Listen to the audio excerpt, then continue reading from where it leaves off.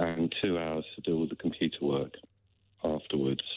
I have to go into 3 different computer programs to enter the data, and that side has really gone up exponentially over the last 10 years.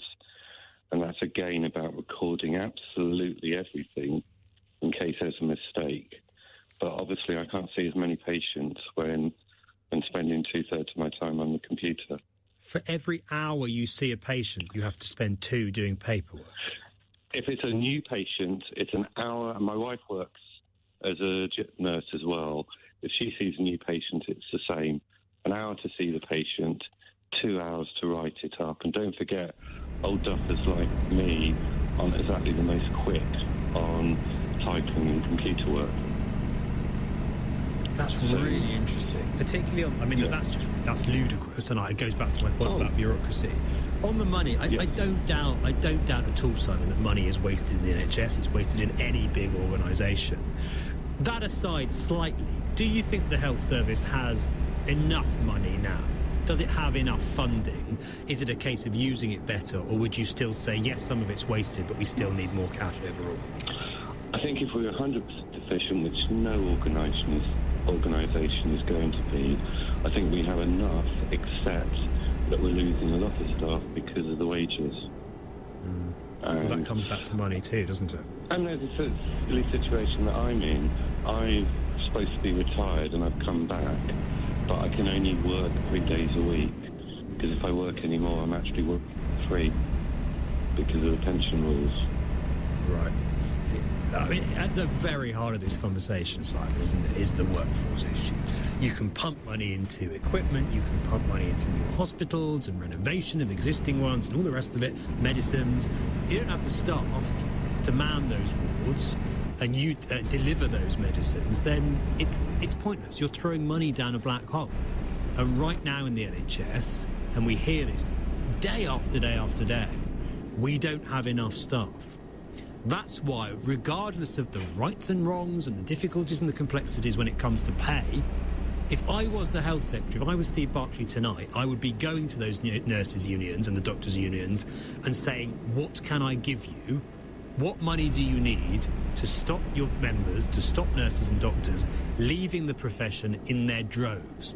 You might not like it, you might think it's unfair, you might think it's excessive. The bottom line and the brutal truth is our health system is not going to work while thousands and thousands of people who work in it are throwing in the towel every year. It doesn't matter about the principle. It doesn't matter about whether you think they deserve more pay or whatever. That's the stark reality. And it's going to continue until those workers get the money that they feel they deserve. That's the bottom line, isn't it? Simon, thank you for your call. Interesting about the wastage, though. I suspect there is a lot more wastage in the NHS than perhaps some who work in it might like to admit. 0345 6060 973. Let me know what your experience of this is if you work in the health system. Lots more calls on this to come in just a moment. The time now, 7:47.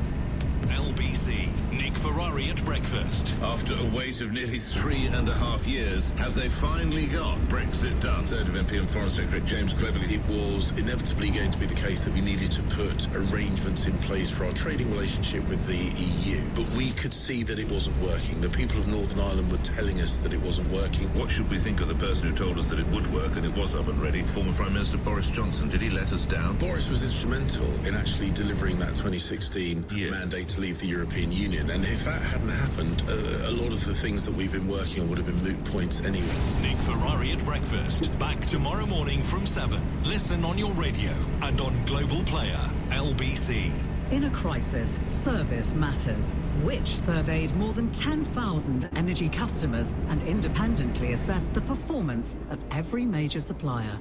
Only one measured up. Octopus Energy is the only Which recommended energy supplier. Octopus Energy, recommended by Which 6 years running. Today's tale begins when Sarah was scrolling through her feed. Suddenly, Sarah heard the scariest sound. The Wi-Fi is down. Sarah was trapped by the spinning wheel of doom. Save yourself from broadband nightmares. Get BT's unbreakable hybrid broadband backed up by EE, the UK's best network. Search BT Hybrid Broadband. 88% UK availability. 4G connection takes up to 175 seconds. Best for mobile network performance. Verify at ee.co.uk/claims. Steve is a goldfish who lives in a hotel restaurant. He's overjoyed because with triple cash back on business spend for 3 months with Barclaycard, the owner got Steve a new tank and someone to share it with. What's good for small business is good for everyone. Barclaycard Payments. The payment part is just the start. Select cashback card application approval depends on financial circumstances and borrowing history. T's and C's apply. New customers only. Apply by 31st of March. Standard cashback rate 1%. At Wickes, get Dulux standard 2.5 litre coloured emulsion. Was £20, now 15. Be house proud with Wickes. Ends Wednesday. Terms apply. Research is months and months and months. Ideas, testing, trialling, learning, months of research for seconds like this. This cancer has melted away with chemotherapy. That's good news. But months of research desperately need monthly donations. Giving £7 a month helps Cancer Research UK fund new treatments like the ones that helped Marianne. Donate monthly at cruk.org, and together we will beat cancer. What a night! Yeah, got some great pics on my new Galaxy S23 Ultra. I was on the dance floor. Love it. Can you send me that? A group selfie. Fit! How do we look that good? Nightography, babe. Stunning photos even in the dark. Like in that dingy karaoke booth. Exactly. Send me, please. And then this late night masterpiece. Wow! Right? Not bad for some fried chicken. Send me that too. The new Samsung Galaxy S23 Ultra with epic nightography. Available now at Samsung.com. In a crisis, service matters. Octopus Energy is the only Which recommended energy supplier. Octopus Energy, recommended by Which 6 years running. Ben Kentish on LBC. With the Royal Mint, everyday miniature works of art. 7:50 time, back to our conversation about the state of the NHS. Wesley is in Gosport. Wesley, good evening to you. Good evening, Ben. How are you doing? I'm fine, thank you, sir. You also work in the NHS, I understand. I work in the NHS. I've worked in the NHS for 20 years, and I've seen some substantial changes with funding and the services we provide. For a start, just in Hampshire alone, there's been around about 50% cut on the mental health beds, inpatient beds in the area. So that has cut supply of beds for patients in mental health in Hampshire. So a lot. 50%. So the number of mental health beds in Hampshire has halved. It has, honestly. I could name the hospitals if you wanted me to. I could quite. No, I don't. I'm not doubting you, Wesley. I'm stunned that that figure's that high. Yeah, and when it comes to when you're talking about nurses and doctors, from my experience of working in the NHS, I've seen a lot of RMNs, which are registered mental health nurses, go through and get their degree after 3 years. They've done their preceptorship, and then they've backed out of the NHS and gone to work privately because that's where the money is. And of course, the NHS then employ them privately to work on the same ward that they would have worked anyway in the NHS. So that's costing the public purse money, because they're then paying them more through the private company. And the same with the doctors. I was speaking to a doctor the other day, and he said a lot of his colleagues have gone off to Australia to work because the conditions are better, the money's better. And I heard on the LBC a couple of weeks ago one of the union reps talking about the pay increases. Yeah, we get like a 2 or 3% pay rise each year, but that's not in line with inflation. For the last 10 years, our money in reality terms has been going down lower. So that's why a lot of the nurses and that have gone private and to earn more money, just to stay up to a rate of that they can live at, you know. How bad is it, Wesley? How bad is it what you're witnessing day in, day out? Well, if you want to talk about the service we provide or the patients, we've never hardly ever got a spare bed. There's never a bed. It might be there for a couple of hours, but then it's taken up. You know, as for staff, we work long hours, and it is tiring. You'd be lucky if you get your unpaid break, but you know it's usually you work through that. You know, so it is quite stressful. And of course, mental health. You also got the emotional effect of dealing with some really serious situations. You know, we have to call the police out, etc., or an ambulance, because of the situations we're dealing with. It is quite emotionally draining. And the patients that do get a bed, and I understand a lot don't, do they get the care that they should do? Do they get the care that they need? Is the quality there? Well, I could go into the details about some of the diagnoses, but I dare not to.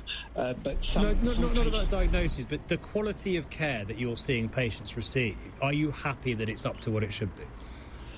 Well, I haven't worked in inpatients for a couple of months now because I work in the community mental health team now. But yeah, I do believe the patients do get the care they need. I do believe that in mental health. Some of them outstay their welcome. There used to be, I can say on this, but I can't say it in the NHS, there used to be a word that the staff weren't allowed to use, which, well, you know, we sort of commonly know that we weren't allowed to say the word bed blockers, but of course, as I said, some patients do find it difficult to move out of hospital. And that comes back to social care, doesn't it? Because often there's nowhere for them to go. They need community care, they need support that's not there. Exactly. Oh, Wesley, good to speak to you. It's just a cycle, isn't it?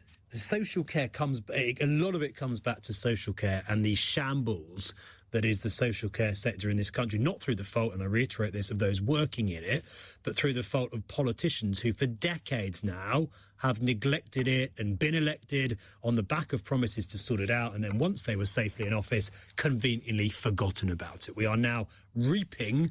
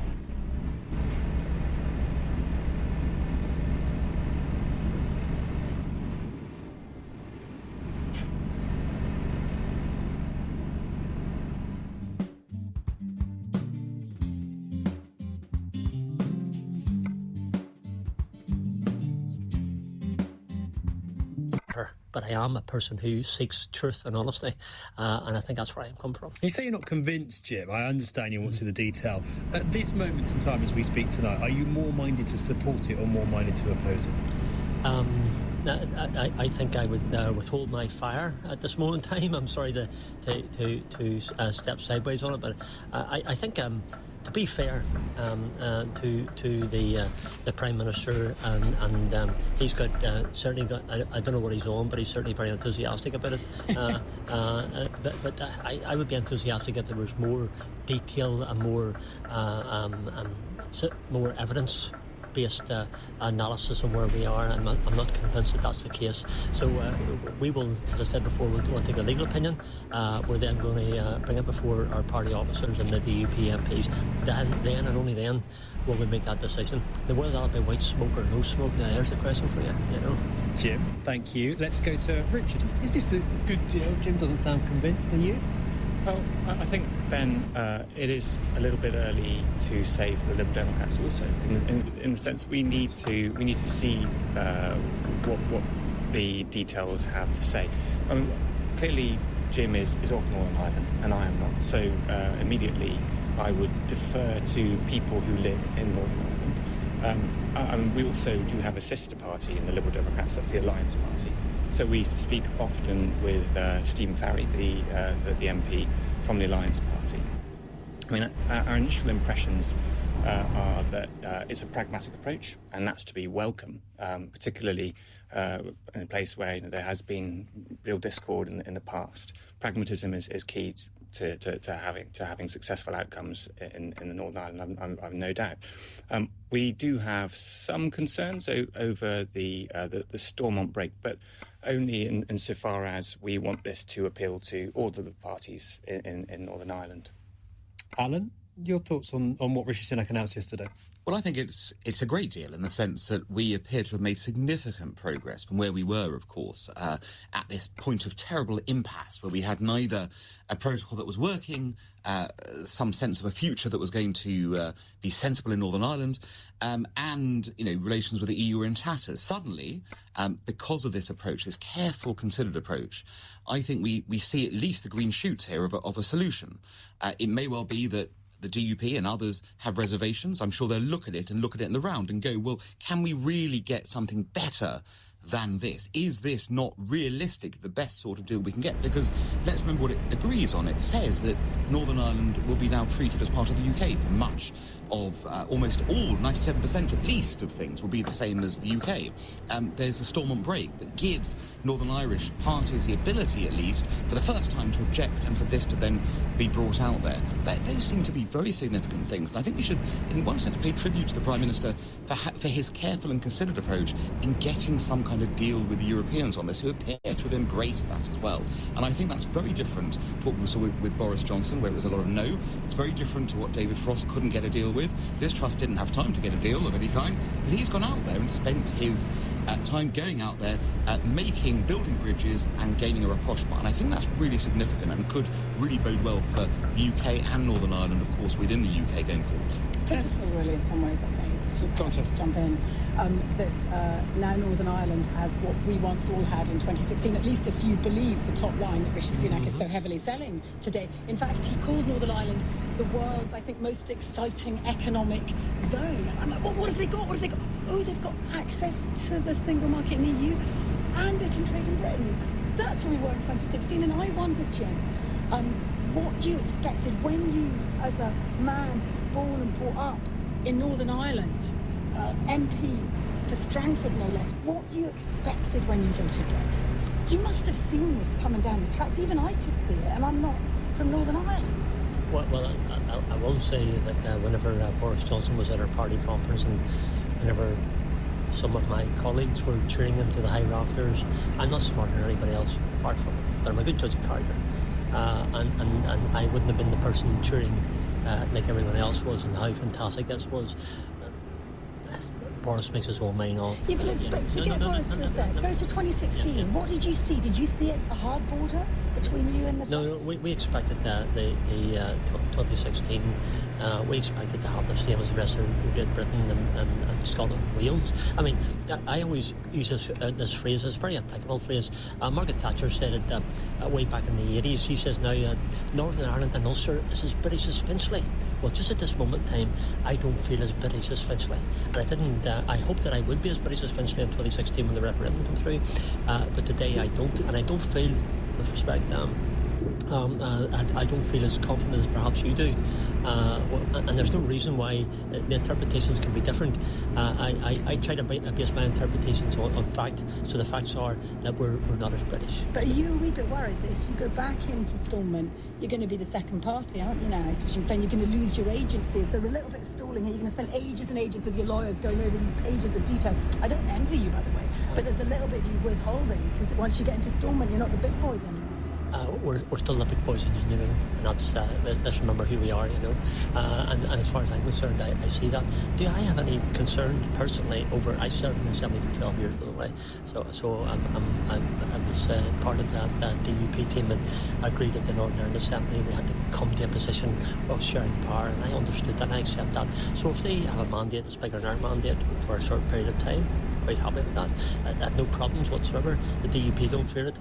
We represent the voice of unionism. We will continue to do so, and we will do that to the best of our ability. But on the point Tessa's making, Jim, it's effectively that you might not like every element of this deal, but you as a party are going to come under enormous pressure to step back off the table and form a power-sharing agreement and government as Stormont, aren't you? Well, I mean, we haven't got that stage yet. We love pressure, by the way. I mean, nothing thrills me as much. How long can you continue to be the barrier to a functioning government in Northern Ireland? We have an agreement that Rishi, the Prime Minister, has reached with the EU.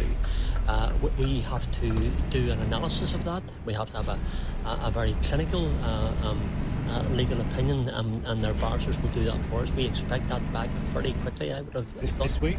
That's more likely to be next week. You've got to see the irony, though, Jim. There's loads of businesses on mainland Britain thinking, James, I wish I was in Northern Ireland so I could whack stuff across the border. And there you are digging your heels in as the DUP. No, we're not digging our heels in. We seek justice. We seek what's right and what's honest. And you know something, I've always been my way of doing things all my life. I push for what's right. And when something's wrong, I state that as well. I would say, Tessa, not all businesses will be rubbing their hands at the prospect of investing, because what this does also bring is an uncertain investment climate. There's going to be no certainty about how much Northern Ireland will be having its regulations that are matching those in the UK as against those in the European Union, and business wants above all certainty. Yeah, sure. I mean, you could hear the oversell in Rishi's voice. I don't doubt that, and without a trace of irony. Just going back to the question, Stephen also asked about Boris Johnson, whether he is plotting to block this. And I said on the show yesterday, I think he's got an egg on his face. He looks a bit silly because what Rishi Sunak has done here is deliver a far better deal than he was ever able to do. Do you think this is at least one nail in the coffin of Boris Johnson's political comeback?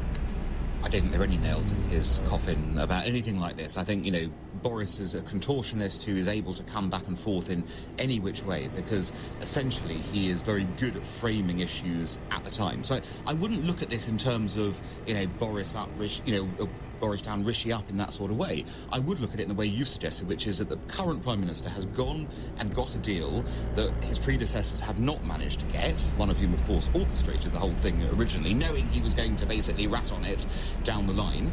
And I think, rather than making comparisons between the two of them, I think, Rishi has made the point quite clearly. He said, look, this isn't about personality. This is about getting a deal that works, which I think I've done, and can we just talk about the merits of the deal rather than what X or Y might do it?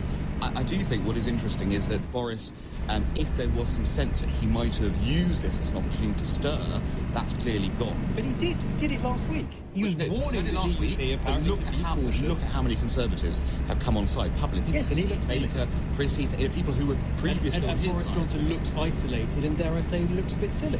Well, I think he has made a mistake here in thinking that this would be the ditch to die in if that's the case. But I think, actually, if you look, he did make a little impression, but he's pulled back from that. I think he's very astute tactically, and his position is, right, I can see the way this is going. Maybe there'll be some, kind of ructions in Ulster still, there might well be. But, realistically, when you look at the names who've come on board already, this is not going to be the sort of dramatic, kind of sundering of the Conservative Party that it might have been last week, people thought. Tessa, do you think this damages Boris Johnson, or is Alan right? He's irrelevant to all this, effectively. He looks like a wounded, and I agree, slightly less relevant beast. What I felt was less that the whole bunch of the ERG and the people on the right are thinking this is a great deal, and more that they're sniffing in the wind. Their seats might be imperilled in an election that isn't so far away. So there's a lot of opportunity about getting in on this deal. People, when they feel insecure about their jobs, quite quickly change their tune. Suddenly that high return in 2019 is looking much, much smaller and much more imperiled. The one person who's come out of this well, I've got to say, is Rishi. He's got something that separates him from the Johnson administration, and he shows that he can strike a different tone with Europe, and about time too. I mean, how long are we going to go on falling out with our nearest neighbours? But Tessa, let's not forget that Sunak was on board with this whole project, right? And so when that trade and cooperation agreement was signed in 2020, Sunak was cheerleading from number 11 Downing Street.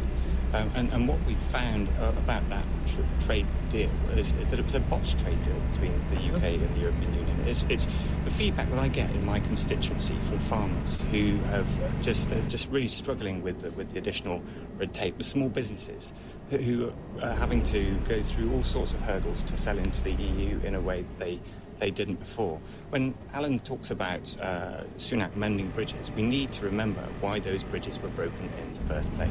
Richard, I mean, he's a marked man, Rishi Sunak, but he's making a fist of a bad job. He's got a poison chalice. But on that, Richard, no great surprise that you think Brexit was a mistake. What is the Lib Dem party policy on it? Would you seek to rejoin the European Union? Well, there's no surprises that the Liberal Democrats are a very pro-European party, but we've got to work with the situation that we find ourselves in. The country voted in a particular way in 2016, and that has changed the dynamic between the UK and the European Union. So you don't think we should rejoin? There's no prospect right now of us rejoining the European Union. There's no offer. I mean, the relations between the UK and the EU... If Ed Davey was Prime Minister, would he go knocking on Ursula von der Leyen's door saying, we want to come? It's not an offer. But would he ask?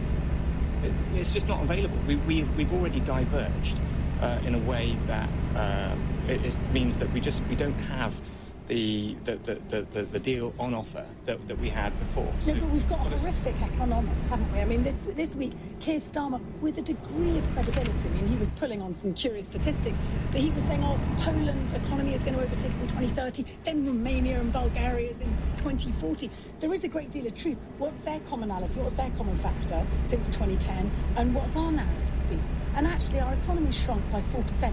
That's going to be very hard to sell to the great British constituency, which is no longer 50% plus pro this Brexit deal. We've got so much that we could improve on. There's so much we could improve on about current trading relations between the UK and the EU. And research was covered yesterday in the Prime Minister's statement. That is an area that is absolutely crying out for better cooperation between the UK and the EU. OK, Jim, I do want to ask you about Boris Johnson, but we'll do that in just a moment. You're listening to LBC. I'm Ben Kentish. The time now, 8:18. LBC. So, you've decided 2023 is the year you go electric.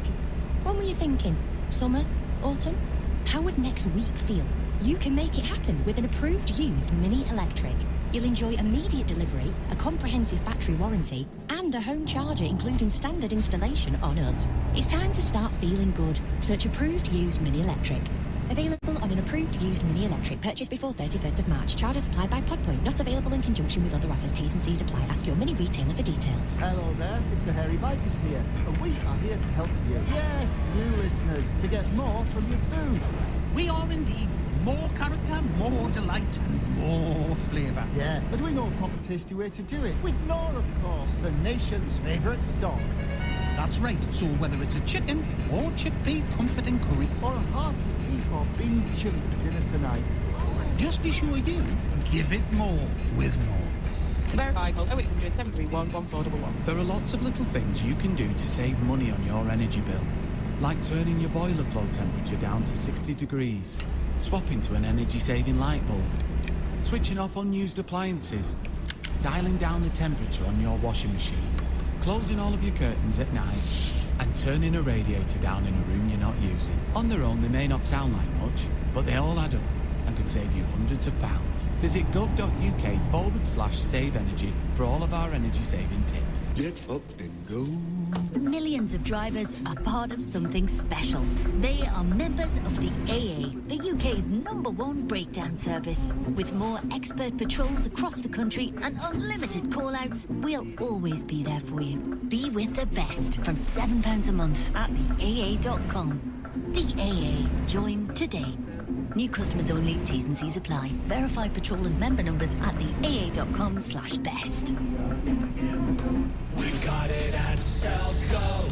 Selco, it's where the trade goes. At Selco Builders Warehouse, we've got real deals and a wide range of trade quality building products. In February, we've got 8mm V-groove Vario laminate flooring for only £7.95 per square metre ex-VAT. Now that's a real deal. Find even more real deals at Selco Builders Warehouse and online at selcobw.com. Got it at Selco.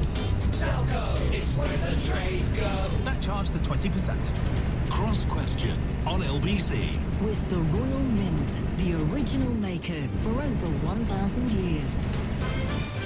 8:20 the time. You're listening to LBC. I'm Ben Kentish, and joining me in the studio for Cross Questions tonight are Jim Shannon, the DUP MP for Strangford, Richard Ford, the Liberal Democrat MP for Tiverton and Honiton, Tessa Dunlop, the historian and author, and Executive Director of the Henry Jackson Society, Alan Mendoza. A reminder, if you've got a question for the panel, call us now, 0345 6060 973. We're going to come to our next question in just one moment. We were talking just a moment ago about Boris Johnson and his role in potentially trying to squash Rishi Sunak's Northern Ireland agreement. Jim, I just want to ask you briefly before we move on. It had been reported that Boris Johnson is urging your party to be cautious about this. What has he said to you in private? I'm not aware that Boris he certainly hasn't said it to me in private, but he may have had some conversations with our leader, Jeffrey Dawson. I suspect he has. Look, we're not going to be swayed by Boris. Boris is a great guy. There's absolutely no doubt about it. He's sort of one of the senior MPs said to me one night at the dinner table. He looked across at me over his glasses, not mentioned he owned a sizable portion of Norfolk, I think. But he looked at me and he says to me, he says, "Well, Jim, what do you think of Boris?"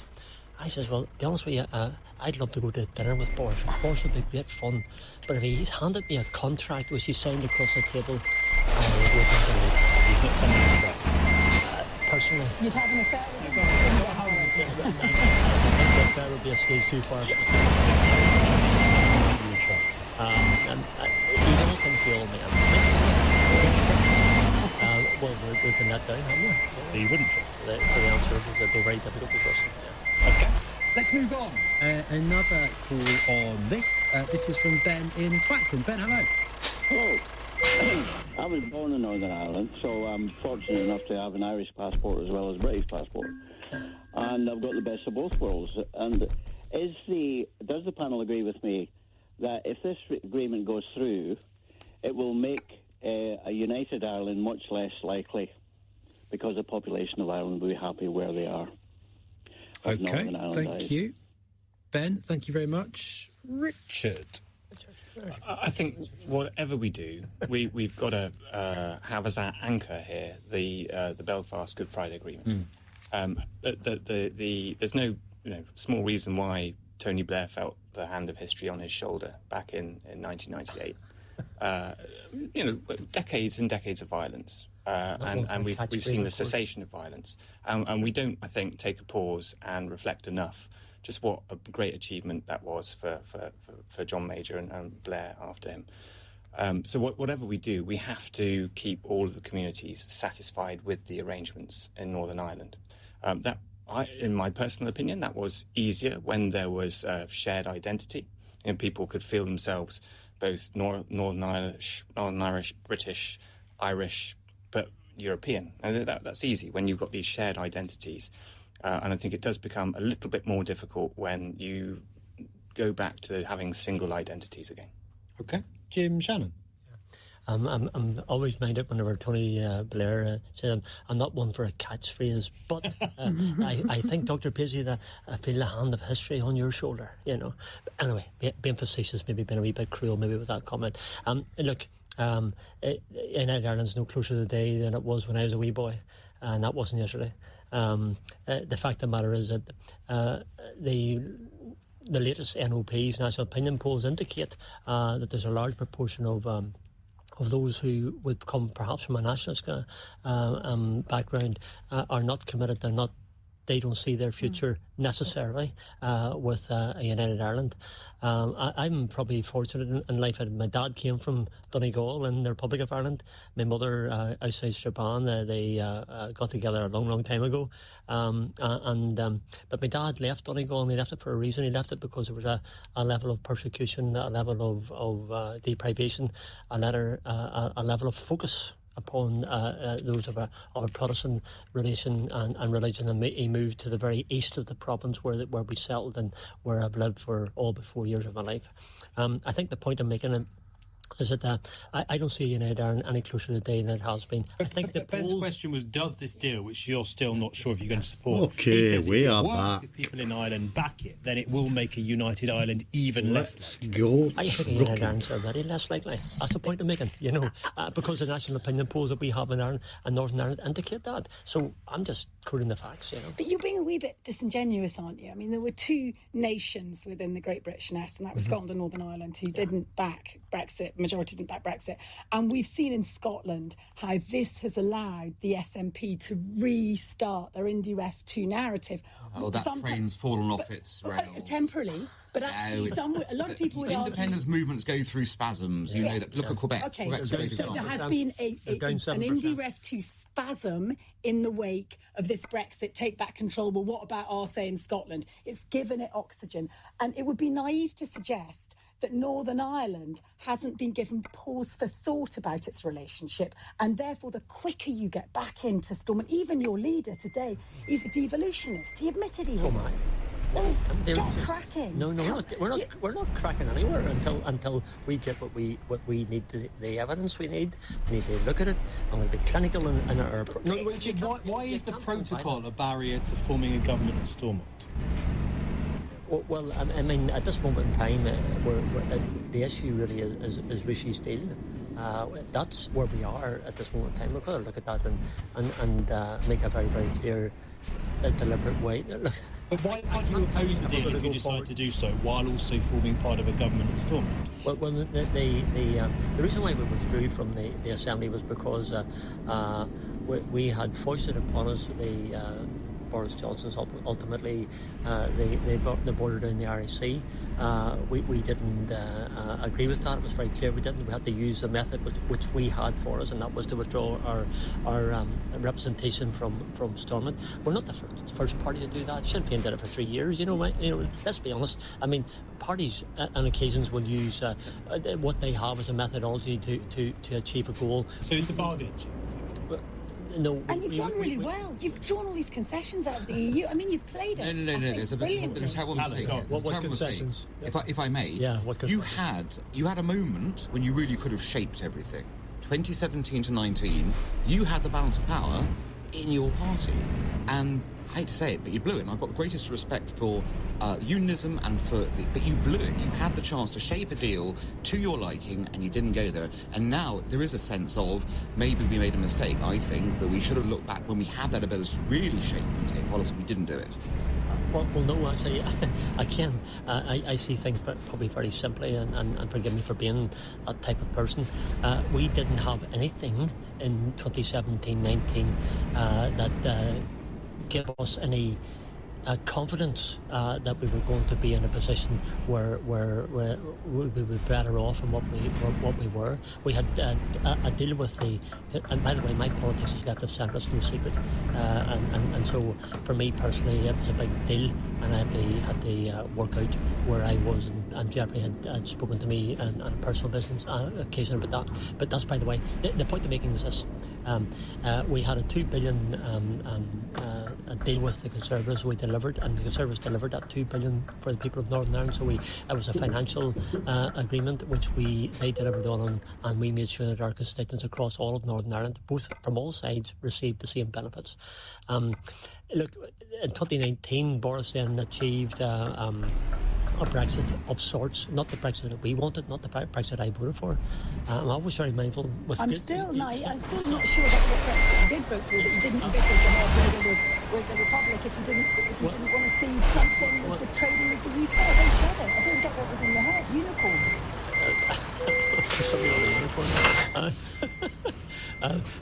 I would say that in 2019 we were done over. That's just a fact. Who by? Well, and by the Conservatives. I sat having my dinner one night with a Conservative who said to me, he says, "Jim, you stand firm." And I always remember this, I'm not going to mention his name.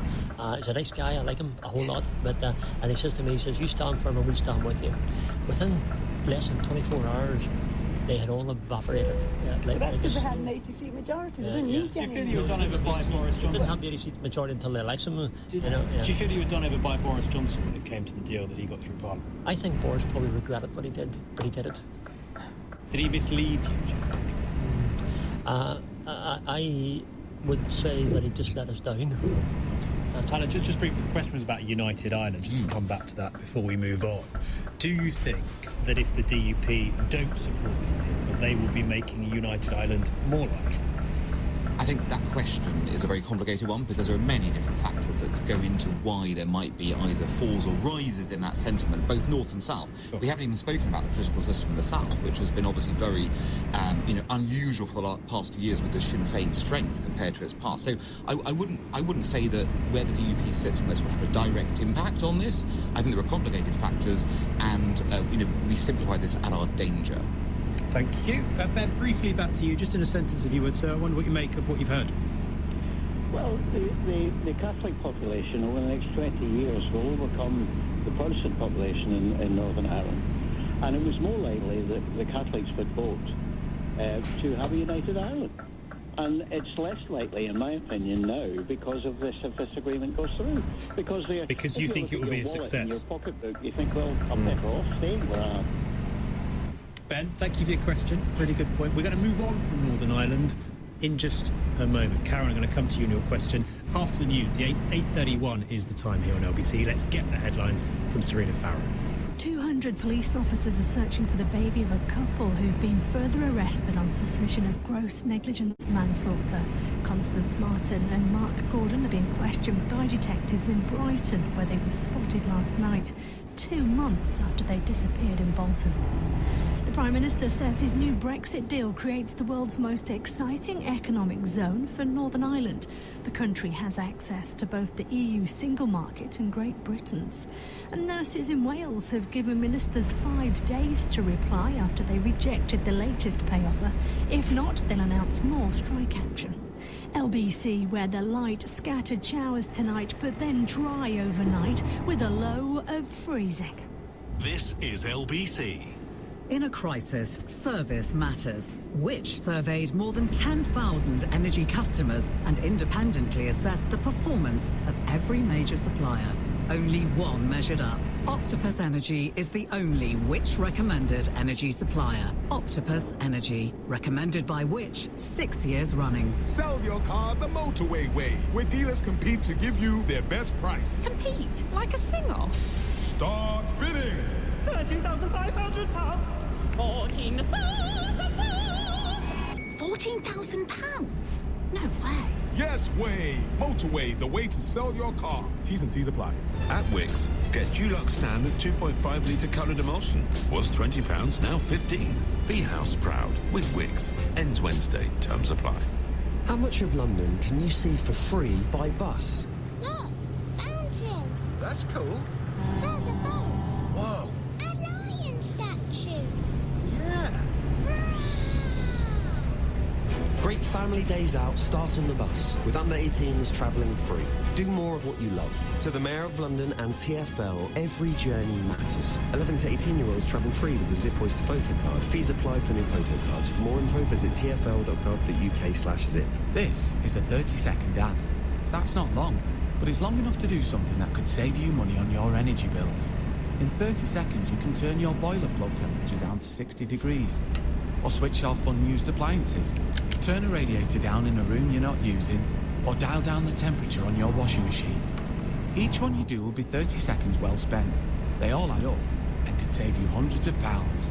Visit gov.uk/save energy for more energy-saving ideas. Hello there, it's the Hairy Bikers here, and we are here to help you. Yes, you listeners, to get more from your food.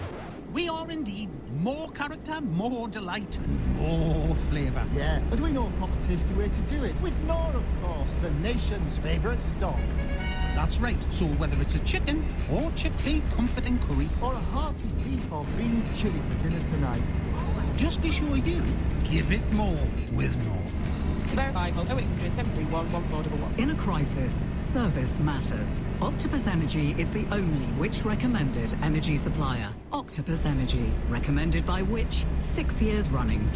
Cross Question on LBC. With the Royal Mint, innovating in sustainable precious metals. Right, we're going to move on from Northern Ireland. Just a reminder, with me in the studio for Cross Question tonight, Jim Shannon, the DUP MP for Strangford, Tessa Dunlop, the historian and author, Alan Mendoza, the Executive Director of anti-extremism think tank, the Henry Jackson Society, and Richard Ford, the Liberal Democrat MP for Tiverton and Honiton. Our next question tonight comes from Karen in Chippenham. Karen, hi. Hello, Ben. Hello. This is a question about the NHS. Fire away. On the question of funding in the NHS, why is so much taxpayers' money seemingly spent on management, bureaucracy and administration, and especially the business operations, and also in particular local NHS trusts, when prioritisation surely should be given to primary care services such as GP services, accident and emergency, acute hospitals, nurses' salaries, ambulance services and elective surgery and so on. So, Karen, just to be sure, you think the NHS is wasting too much money that should be going on patient care? Well, I think the patient care should be surely prioritised. That's what it's all about. OK, Karen, thank you. Alan Mendoza, is the NHS wasting too much money? Well, I'm sure it is, because, like any bureaucracy, money gets wasted. But then again, it's a massive bureaucracy. This is a giant service that is obviously providing healthcare across the country. It's got to have some management. It's got to have some, sort of setting as to how you deliver these things. It can't just be the frontline services. You have to have the back behind it. I think that the question really is, can we do better? That's really the question. I think all of us understand that there's vast amounts of money going into the NHS. Those vast amounts may not get to the front line. We want them to get there. And therefore, it's a question about how can we best allocate the resources. It's clear, I think everyone is starting to come to the consensus that something's got to change. And just throwing more money in is not going to be the answer unless you have some reform that's going to lead to that. So I think all political parties are beginning to I saw what was very interesting. Labour MP, I think it was Jim McMahon, was saying that he had just had an experience in emergency care where he had felt, I went in there and I realised the system cannot stay as it is. Something's got to change. And I think the more we get to that point, the more we actually have a reasonable chance to solve that problem and actually work out how. What needs to change then? Because everyone agrees that it's not working, something needs to change. What is it? Well, I think, firstly, it is about looking at how that bureaucracy works with one another. I've also been in numerous NHS hospitals where you can see one ward not talking to another. There is a sense of equipment here not being following there. I've got no idea about what systems are in use here or what's going on, but it just is obvious to anyone who's in there that there is inefficiency going on. So, yes, clearly there's an efficiency focus. And we've got to work out how we're delivering those services. Is how the NHS is actually organised today the appropriate way of doing it? Are there better ways of doing it? And should we start relieving some of the pressure? There are all sorts of models around the world, in Europe I'm thinking of particularly, where you've got different areas about GP access, other places. Do we have to start thinking about, realistically, a grand national project to renew the NHS? I say national because it's going to be very difficult for any one political party to have a go at this. But I hear you saying it's not about money, but we have to recognise that not just in Britain, across the globe, there is a healthcare worker shortage. And that means actually money does talk, because we need to recruit the best as fast as we can, from care right up to the top surgeons. And if you look at the more successful models in Europe, whether it's France or Germany, they do spend approximately 1 to 2% more of their GDP on their health services. So I would suggest that, yeah, you could give your managers a bit less money, but then you might not get such a good manager, because that's a competitive market too. But actually, pounds, shillings and pence, which we've now reverted to in Brexit Britain almost, it does count. And these shortages, and I know this, I'll give you an example. I know this because I spend a lot of time in Romania. They were losing more of their medics that they were training than they were retaining. So do you know how they solved that problem overnight? They raised doctors and nurses' wages in 2018 by 70%. Bang. But doctors and nurses. We can't do 70%. This is coming from a very low wage in Romania. But that's an example of, these were economic migrants. They were looking for a better wage, and what kept them at home? An honest, decent wage. And if now we're looking, since you had austerity, since 2010, you've had these historic wage freezes in the likes of nursing, which are at the cold face. You're never going to win against the nurses. If you don't have people to care for your patients, the NHS at the very front line is already unravelling at the seams, and people are dying. We saw the statistics this week. Yeah. And if you ask nurses why they're striking, yes, partly because of their derisory pay, but they're also striking because of the conditions in which they're working. And a lot of them, I think genuinely, altruistically, they really do care about their patients, and they can see that the system is collapsing around them. We had 40,000 nurses leave the profession last year, and there are 130,000 vacancies across the NHS.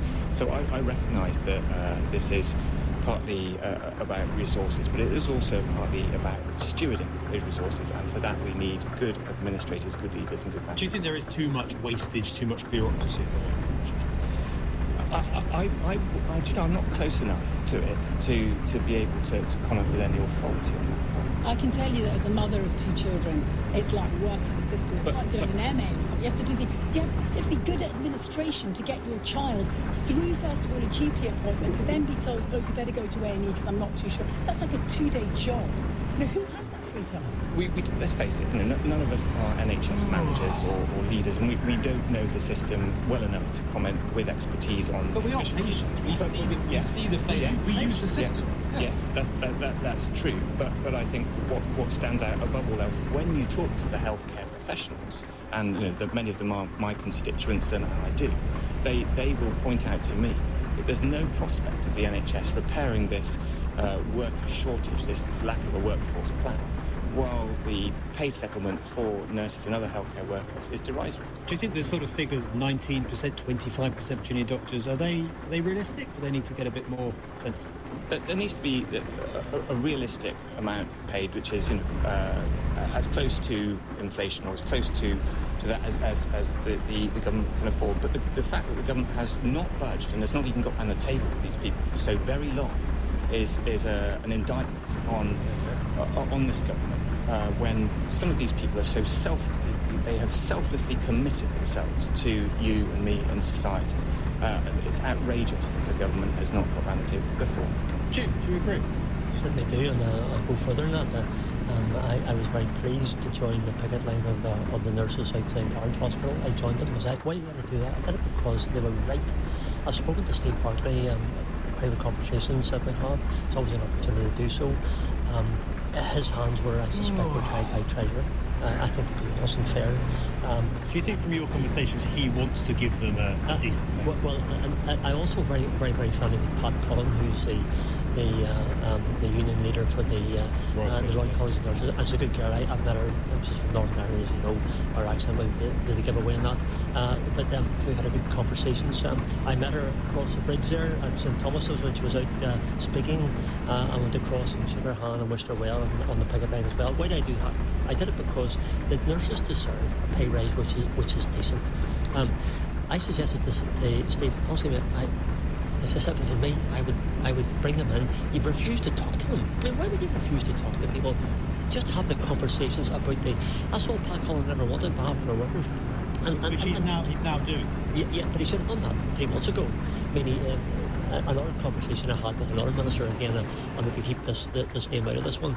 He said to me, well, we're coming to a stage now where we can have some talks because we're coming into the new financial year, so therefore we can have a balance of money from this year and then go into the new year. It's all about figures, I suspect, and but justice tells me that the nurses deserve more. The people out in the streets tell me that they deserve more. The ones that I've met deserve more. No, they do as well. Those ladies I met in the Nards and those gentlemen as well, they're going to genuinely going to food banks to try and survive. Junior doctors in 29,000. I mean, you can tell. I'm not saying it's not a brilliant wage for a junior doctor who will progress to something better, I understand. But yes, let's get these talks done. And it should have happened ages ago. I'm really disappointed that it didn't. And I think the government, pick your battles. I said to the guys, pick your battles. This is the battle you don't need to fight. Sort it. Do you know what I think we're going to see increasingly? It's going to be a return to a period of sort of redistribution like we had post-Second World War under Attlee. 21st century has a resources crisis, war in Ukraine or not, and actually you're going to see the spivs and the toffs and the money makers, they're going to have to be taxed more in the end, and that might be politically very unpopular for the Conservatives to recognise, which is why they're stalling. But in the end, you're going to see those pay differentials, I think, come down. Okay, just one very briefly, just one mention. The cost for agency staff is colossal. It's 30% more than a wage of a nurse. If they got that sorted out and employed the nurses, give them the extra money, they'd be quits in. Jim, thank you. Good question from Karen. Karen, thank you for your question. Lots more to come. Lots more questions coming in. We'll get through as many as we can before 9 o'clock. The time now, 8:45. LBC, Nick Ferrari at breakfast. After a wait of nearly 3.5 years, have they finally got Brexit done? Conservative MP and Foreign Secretary James Cleverly. It was inevitably going to be the case that we needed to put arrangements in place for our trading relationship with the EU. But we could see that it wasn't working. The people of Northern Ireland were telling us that it wasn't working. What should we think of the person who told us that it would work and it was oven ready? Former Prime Minister Boris Johnson. Did he let us down? Boris was instrumental in actually delivering that 2016 mandate to leave the European Union, and if that hadn't happened, a lot of the things that we've been working on would have been moot points anyway. Nick Ferrari at breakfast. Back tomorrow morning from 7. Listen on your radio and on Global Player. LBC. Hello there, it's the Hairy Bikers here, and we are here to help you. Yes, you listeners, to get more from your food. We are indeed more character, more delight, and more flavour. Yeah, and we know a proper tasty way to do it. With Knorr, of course, the nation's favourite stock. That's right, so whether it's a chicken or chickpea comforting curry, or a hearty beef or bean chilli for dinner tonight, just be sure you give it more with Knorr. To verify, call 0800 731 At Wickes, get Dulux Standard 2.5 litre coloured emulsion. Was £20, now 15. Be house proud with Wickes. Ends Wednesday. Terms apply. Passengers waiting on platform 1, please note there has been a platform change. Please make your way to platform